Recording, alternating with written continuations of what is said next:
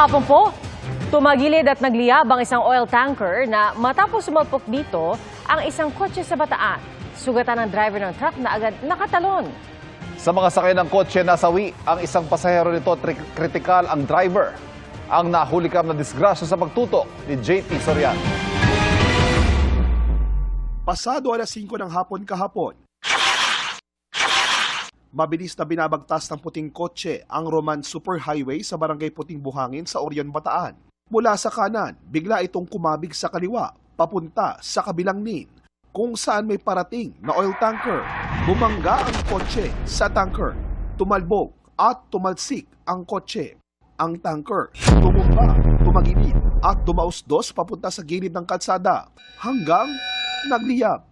Ang sasakyan ni Deo Sarmiento na nasa likod lang ng tanker nang mangyari ang aksidente, maswerteng hindi nadamay. Nasa right lane yung yung truck, yung white parang kumain siya. Kaya kumabig siya ng kanan tapos ibinalik niya ulit sa lane niya.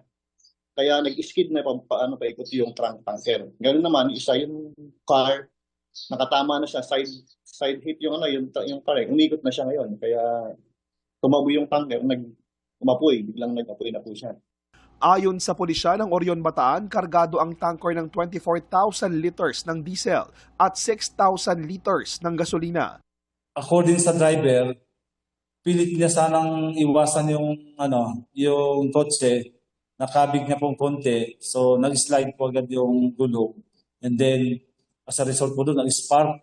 Pag-spark po, yun po ang cause ng fire.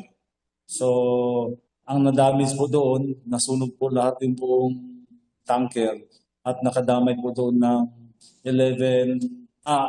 single motorcycles and 3 tricycles. Nasunog din po doon sa vicinity ng pinangyarihan. Dead on arrival sa ospital ang babaeng sakay ng kotse. Nasa ICU at walang malay ang driver nito. Nagtamo rin ng mga sugat ang sakay na 2 menor de edad na ligtas na ngayon. May mga nakaparadang motorsiklong nadamay rin pero wala namang nasaktang rider. Agad nakatalon ang tanker driver na nagtamo ng minor injuries. Inaresto siya at mahaharap sa mga reklamong reckless imprudence resulting in homicide, multiple physical injuries at damage to property. Pero pinakawalan din. Kinukuha pa namin ang panig ng tanker driver pero ayon sa pulisya, ang paliwanag nito ay tugma sa kwento ng saksi. Para sa GMA Integrated News, JP Soriano, nakatutok 24 oras.